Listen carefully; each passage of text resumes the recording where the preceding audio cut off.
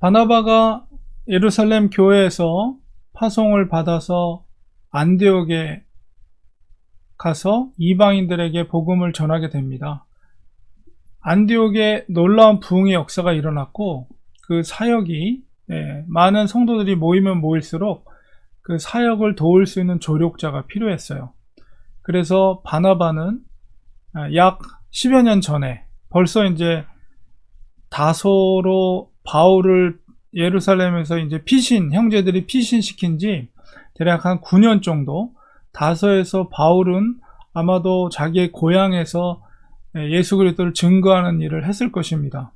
물론 누가는 그것에 대해서 침묵하고 있고 기록하진 않지만 지금 오늘 25절에 있는 바나바가 사울을 다소에 찾으러 갔다라고 했을 때 이 시점은 이미 바울이 예루살렘에서 피신해서 이제 다소에 간 지 벌써 9년, 대략 한 10여 년이 지난 시간입니다. 그러니까 그 시간 동안 사도행전은 기록이 안 돼 있지만 아마도 바울은 자기의 고향이었던 다소에서 복음을 계속해서 전했을 것입니다. 왜냐하면 다소도 굉장히 큰 도시거든요. 그래서 우리가 지도를 살펴보면 이제 안디옥, 수리아 안디옥, 그러니까 그 당시 로마 지역에서 지역으로 구분을 하면 안디옥 쪽이 수리아라는 지역이고 다소가 길리기아라는 지역인데, 이 수리아의 수도가 바로 안디옥이었고 길리기아 지방의 수도가 다소였습니다. 그만큼 안디옥이나 다소나 굉장히 큰 도시였다. 물론 지금 터키에 있는 그 지역은 그 옛날만큼 그렇게 큰 도시는 아닌데, 오히려 옛날 로마 시대 때가 더 훨씬 더 큰, 많은 사람들이 지금보다 더 많은 사람들이 살고 있었던 지역이었습니다. 그래서 수리아 안디옥에서 이제 사역을 했던 이 바나바가 다소에 있었던 바울을 찾으러 갔죠. 그래서 그 다소까지 넘어가려면은 큰 산맥이 있는데 그 산맥을 넘어서 다소에 있는 바울을 찾으러 바나바가 직접 가게 됩니다. 그래서 이제 이 뒤에 있는 곳이 바로 바울의 생가로 전해지고 있는 그런 장소입니다. 우물이 있고 집터가 있는데 그 안에 들어가면 제가 관련 영상을 예배 끝난 다음에 보내드리도록 하겠습니다. 이 다소에서 바나바가 바울을 이제 데리고 이제 안디옥으로 다시 오게 됩니다. 다시 안디옥에서 다소까지 거리상으로는 한 250km 정도 된다고 합니다. 그러나 높은 산맥이 있기 때문에 그 높은 산맥을 넘어서 안디옥까지 오는 까지는 이렇게 그렇게 평탄한 길은 아니었다. 그러나 어쨌든 바울과 바나바가 그 길을 넘어오면서 아마도 이 안디옥 교회를 어떻게 목회할 것인가, 이런 이야기들을 나누면서 그 산맥을 넘어오지 않았는가, 이런 생각을 하게 되는데요. 어쨌든 잘 바울을 동역할 것을 설득을 해서 안디옥으로 와서 거기서 1년 동안 모여서 큰 무리를 가르쳤다. 아무래도 이제 사도 바울이나 바나바 역시 율법에 대해서 잘 알고 말씀에 대해서 잘 알고 있었던 사도와 같은 사람들이었기 때문에 이제 자생적으로 무명의 그리스도인들에 의해서 부흥했던 안디옥에 있는 성도들을 말씀으로 잘 양육할 때 그 속에서 많은 무리들이 모이게 되고 교회는 더욱더 건강한 교회로 변화되게 된 것이죠. 그리고 이제 거기서 안디옥에서 비로소 그 그리스도인들이라는 이름을 칭함을 받게 되었다, 이렇게 기록되고 있습니다. 왜 예루살렘에서는 교회에서는 그런 칭함을 받지 못하고 안디옥 교회에서 그리스도인이라는 이름을 받게 됐는가, 이렇게 생각해 보면 그리스도인이라는 것은 메시아를 말하거든요. 그리스도라는 건 메시아, 구약에. 그렇기 때문에 예루살렘은 아무래도 유대인들 중심이기 때문에 보통 그 그리스도인 공동체를 메시아와 연결을 시키는 것은 사실 유대인들은 원하지 않고 바람직하게 생각하지 않았습니다. 그렇기 때문에 안디옥은 이방인들 중심으로 모였고, 그렇다고 해서 그 교회 공동체 안에서 스스로 자칭 그리스도인이라고 이렇게 말하진 않았을 거예요. 대부분 공동체 안에서는 형제라고 말하거나 혹은 뭐 사도 또 제자 이런 말을 했지 그리스도인이라고 자칭 말하진 않았습니다. 그러니까 그리스도인이라고 칭한 것은 아마도 바깥에, 특별히 유대인이 아니라 헬라인 중심으로 교회 바깥에 있던 사람들이 이제 그 교회 공동체 사람들을, 왜냐하면 항상 예수 그리스도를 증거했기 때문에 이제 그들을 이제 그리스도인이다 이렇게 칭했던 것 같습니다. 그렇기 때문에 안디옥에서 최초로 그 공동체 이름을 그리스도인이라 이렇게 칭하게 된 것이죠. 그러니까는 유대인 중심에 있었던 예루살렘 교회에서는 사실 그 외부에서 그 교회 공동체를 향해서 그리스도인이라고 말하는 것을 원하지 않았죠. 왜냐하면 메시아라는 말이기 때문에, 메시아를 따르는 사람 이런 말이니까 그리스도인이라는 것은. 그래서 이제 안디옥에서 그리스도인이라는 말을 처음으로 일컫게 됐고, 오늘날까지 우리가 그리스도인이다, 크리스찬이다 이렇게 칭함을 받게 된 것입니다. 어쨌든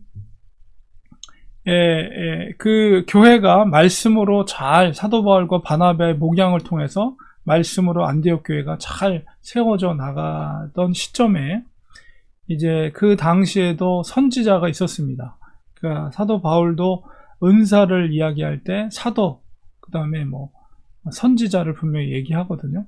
그래서 그 선지자들이 활동을 하고 있었고, 특별히 이제 아가보라는 선지자가 그 당시에 성령이 충만한, 그래서 일종의 이제 예언 같은 것을 행했던 것 같습니다. 그래서 큰 흉년이 들 것이다 이런 이제 예언을 했었는데, 그것이 이제 글라우디오 황제는 로마의 4대 황제 중에 하나로 이제 우리가 잘 알고 있는 네로 황제의 아버지입니다. 그러니까 클라우디오는 이제 41년에서 이제 45년, 54년까지 통치했던 왕인데, 상당히 그 기독교를 핍박했던, 물론 아들 네로의 핍박으로 인해서 베드로나 이제 사도 바울도 이제 순교를 당하게 되는데, 어쨌든 그 아버지였던 글라우디오도 굉장히 핍박을 많이 했어요. 그래서 사도행전 18장 2절에 보면 로마에서 유대인들을 다 크리스찬을 추방하는 그런 핍박을 할 때 이제 브루스길라 아골라가 이제 고린도로 피신하면서 거기서 바울을 만나게 되는 그런 일도 이 글라우디오 때 있었던 일인데, 그때 이제 흉년이 들게 되고, 그 소식이 특별히 이제 예루살렘 교회 어려움을 당하게 되니까 그 소식을 듣고 이 안디옥 교회가 그 모교했던 예루살렘 교회에 부조를 보내게 되는데, 그들이 그 힘대로, 각각 그 힘대로 유대에 사는 형제들에게, 이것은 이제 예루살렘 교회죠, 부조를 보내기로 작정하고 이를 실행하여 그들이 이제 17반 다 헌금을 해가지고 그것을 바나바와 사울의 손을 통해서 이제 예루살렘에 있는 장로들에게로 이제 보내게 되는 일을 하게 됩니다.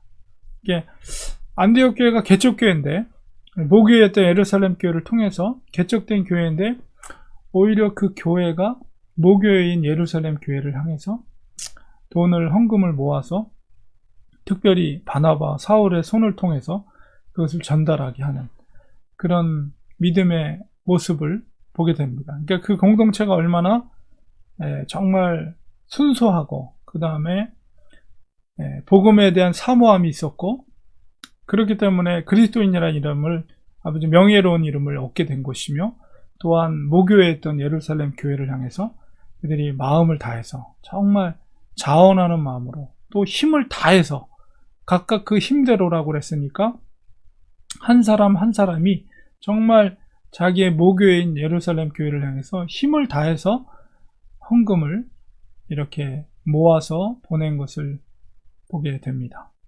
그래서 안디옥 교회가 여러모로 영적으로나 또 말씀으로나 그의 행실이나 그런 모든 면에서 이제 새로운 이방인을 향한 그런 교회로서의 어떤 면모를 갖추어 가고 있다는 것을 우리가 볼 수가 있는 것이죠. 그래서 교회가 성장하고 이제 교회가 이렇게 새로운 교회를 또 독립해서 세우고 그 교회가 또 성장해 나가고 또 나름대로 그 교회가 하나님께서 그 교회에 부어주신 특별한 사명이 있는 거죠. 예루살렘 교회는 예루살렘 교회대로 특별히 이제 유대인 중심으로 한 선교적인 사명을 하나님이 맡겨주셨다면 이제 이 안디옥 교회는 이방인들 중심으로 한 최초의 교회이면서 그렇기 때문에 모든 체질적으로나 모든 면에서 더 이방을 향해서 유럽이라든가 로마라든가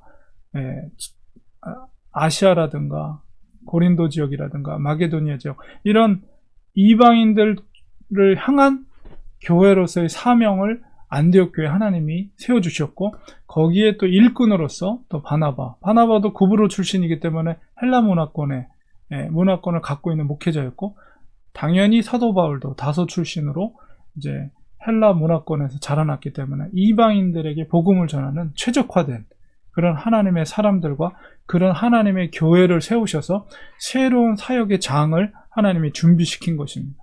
이 모든 것들이 물론 성령님께서 하시는 거죠.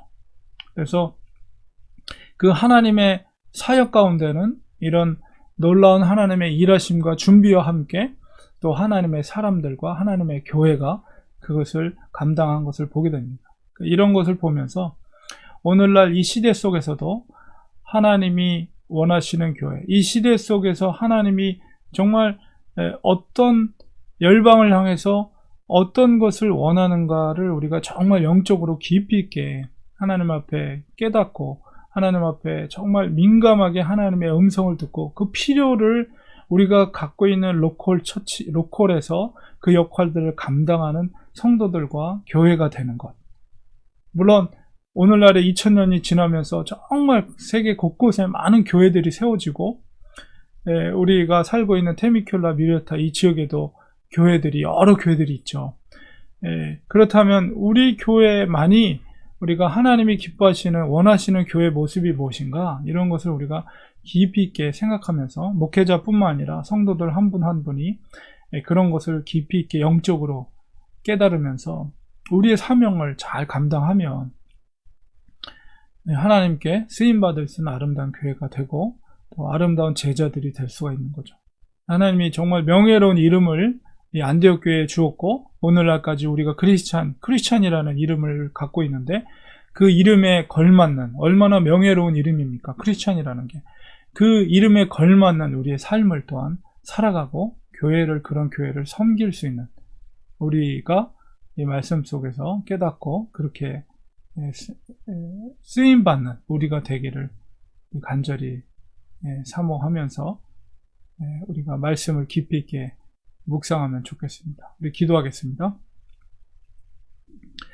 하나님 아버지, 하나님의 일하심이 너무나도 오묘하고 또 놀랍다는 것을 우리 안디옥 교회를 통해서 보게 됩니다. 하나님은 새로운 사역의 장을 위해 특별히 복음이 온 열방을 향해서 전파되기 위해서 하나님은 안디옥 교회를 준비시키셨고 또 그것의 사역자로서 바나바와 사도 바울을 하나님이 준비시키셔서 그 교회를 목양케 하는 것을 보게 됩니다. 그 교회가 모든 면에서 정말 그 역할을 감당하도록 하나님께서 하나하나 정말 구체적으로 준비해 가는 것을 보게 됩니다.